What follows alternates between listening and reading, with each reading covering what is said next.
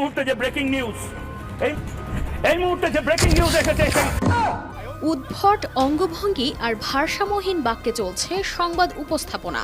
হাত নেড়ে প্রলাপ করতে করতে ছুটছেন স্টেজের এক প্রান্ত থেকে অন্য প্রান্তে। আর ঠিক তখনই আলোচিত এই সাংবাদিককে বস্তাবন্দি করে ফেলেন এডিটের মায়ের বাপ মাসুদ রানা খ্যাত কন্টেন্ট ক্রিয়েটর স্বপন আহমেদ। তারপর ফেলে দিয়ে আসেন গুলিস্তানে মলম বিক্রি করতে। শুধু তাই নয়, সাংবাদিকের এমন পাগলাটে আচরণের কারণ খুঁজতে কেটে ফেলেন তার মাথা। তাতে দেখেন মাথার তার নাকি ছেঁড়া, আর মগজের পরিবর্তে তার মাথায় রয়েছে মানুষের মল ও এক ধরনের বিশেষ পাতা। এটা কি রে ভাই? আরে মানুষের মাথায় তো আমরা উদাহরণ দেই যে গোবরে ভর্তি, কিন্তু এখানে তো তার মাথার ভিতরে তো গরুর গোবর না, তার মাথার ভিতরে দেখতেছি মাঠের অলরাউন্ডার আমি, আর ঘরের allrounder Tilex. Tilex toilet cleaner, clean মানেই টাইলক্স। মানুষের পটি পাতা, এই যে শুকনা পাতা, এই শুকনা পাতা সে কিভাবে আমি তো জানিও না।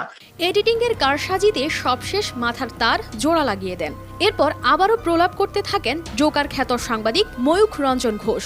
স্ক্রিনে নানা নাটকীয় ভঙ্গিতে উত্তেজিত ভাষায় করেন সংবাদ উপস্থাপনা, ছড়ান অযৌক্তিক ভিত্তিহীন তথ্য ও গুজব, জোর গলায় নিজের মতামত চাপিয়ে দেন অন্যের ঘাড়ে।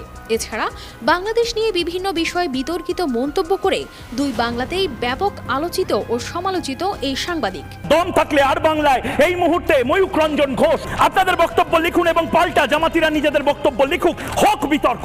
তার এমন বিতর্কিত কর্মকাণ্ডকে এডিটিং এর মাধ্যমে তুলে ধরেন এই কন্টেন্ট ক্রিয়েটর। হাস্যরসাত্মক এসব ভিডিও দেখে চোটে না গিয়ে উল্টো প্রশংসায় পঞ্চমুখ সাংবাদিক। রিসেন্টলি আমার যে ভিডিওটা অনেক বেশি ভাইরাল হয় সেটা হচ্ছে হকার সাংবাদিক। হকার সাংবাদিক হচ্ছে ইন্ডিয়ান একজন সাংবাদিক। উনি আমাদের বাংলাদেশ নিয়ে অনেক মিথ্যা সংবাদ প্রচার করে। একটু বিনোদনের মাধ্যমে প্রতিবাদ করি, তারপর ওনাকে বস্তার ভিতর ভরে ফেলি।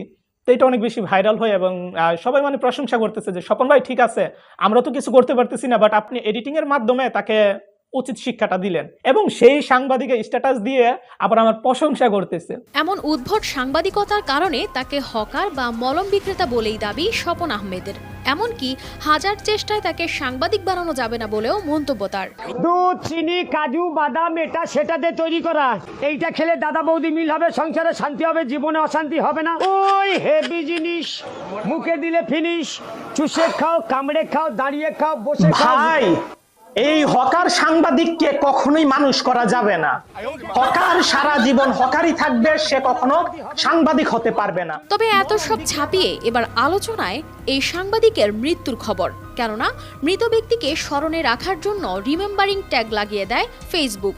আর ময়ূখ রঞ্জন ঘোষের ফেসবুক আইডিতে গেলে ঠিক তেমনটাই দেখা যায়। তবে সত্যি কি মারা গেছেন আলোচিত এই সাংবাদিক? এই যে আপনাকে বলছি এই মুহূর্তে যদিও তার পরিবার বা ভারতের মূলধারার কোনো সংবাদ মাধ্যম তার মৃত্যুর কথা নিশ্চিত করেনি। মূলত ময়ূখ রঞ্জন ঘোষকে ডিজিটালি মৃত ঘোষণা করেছিল সাইবার হ্যাকাররা।